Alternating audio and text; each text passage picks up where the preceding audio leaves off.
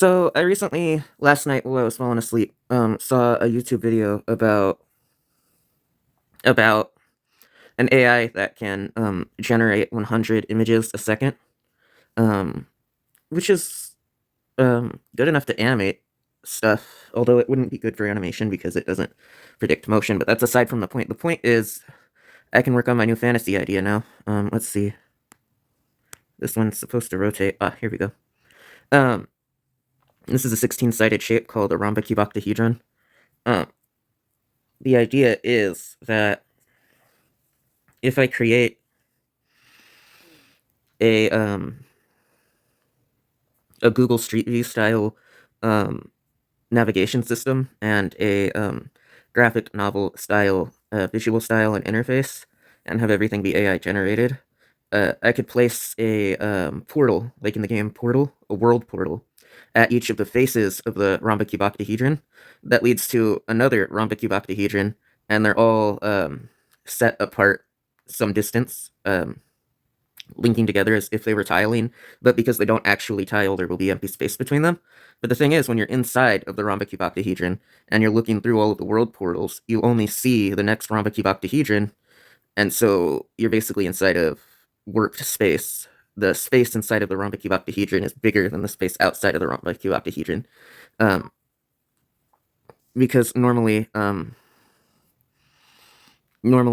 sorry, someone messaged me. I'll have to crop it out. They keep messaging me. I'll have to keep cropping it out. Normally octagons don't tile. They don't tessellate because they're too big. They overlap. But if you have octagons separated by open space, and then you here, let me show you what I'm talking about. Oh, back. No. Let's do 2000. Okay, and middle gray. Why not? Alright. Draw.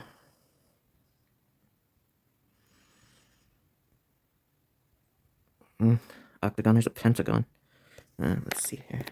Sorry. Octagon. It's not a regular octagon, but it'll have to suffice. Let's see if we could thicken the outline a little bit. Okay. Alright, this will have to do. Hold on. Oh, there's no way to lock the ratio. Okay.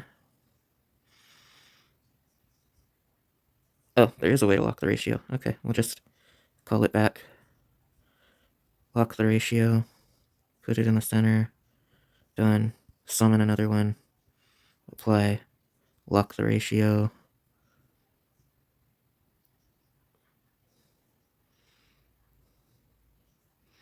Okay. And then another one just for example. Lock ratio. Okay. You see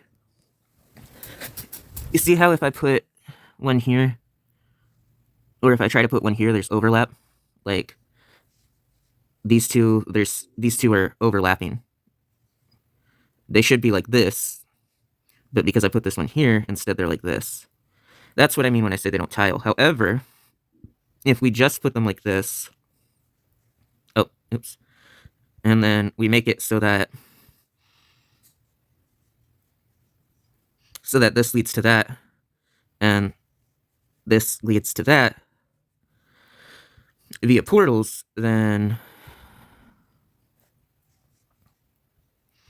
this area doesn't actually exist anymore. When we're modeling it and looking at it in an editor, we'll still see this, but when we're playing in the game, we'll be in here, and we'll look out here, and we won't see any purple, we'll just see the next part of this. That's what I'm saying. Like that, but with a rhombic octahedron. And then, and it works because it'll be portals, like in the game Portal. They'll be like rendering surfaces. And so I'm thinking,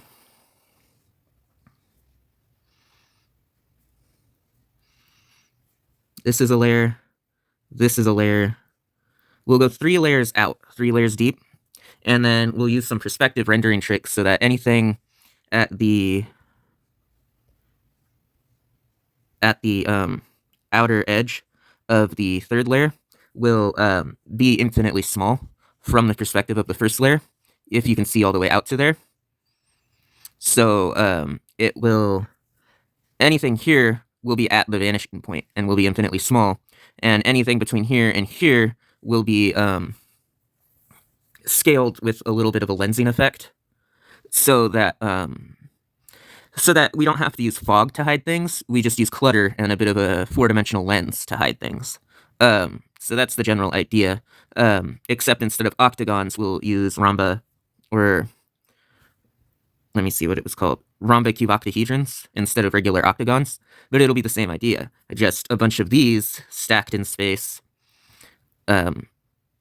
instead of those. So let me see here. There should be an algorithm for it.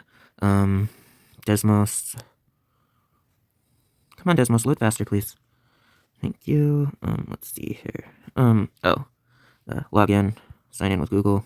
Sorry, guys. Okay, I think this is the pattern, so let me see. Pattern 6. Let's go to pattern 16. 16. And then, let's see, Dim 1. Yeah, volume 1. No, there we go. Dimension 1. So, 1 plus 16. Oh, we need 2 dimensions. Alright. 2 dimensions. Alright. 2. We got, so the first one is 17, so that would be layer 1 and 2. And then 49. Yeah, so I think we need 49 rhombocubooctahedrons. Let me do some quick checks with that. I think that's about it, though. It would be 1 times 16 plus 1 times 16 plus 17. Oh, 289, I think. Oh, wait, no. No. It would be 1 times 16, and then 16 times 16. Okay. And then 256 plus 16 plus 1. Alright, so we need 273 cuboctahedrons, or rhombocubooctahedrons. Sounds about right. I think it's a little bit less than that. Let me think real quick. My brain. We've got 1 in the center, 16 around it, and then 16 minus 1 around each of the other ones. So I don't know. It's somewhere between 273 and 49. It'll be easier once I start just physically adding them.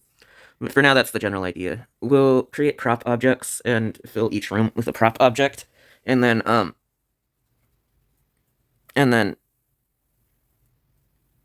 yeah, it should be okay. One more thing is we need a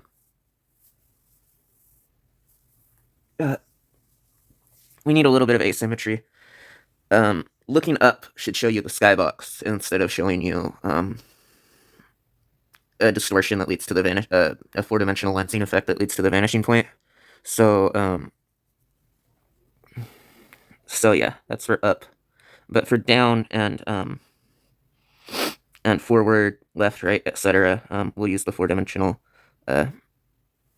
vanishing point thing, because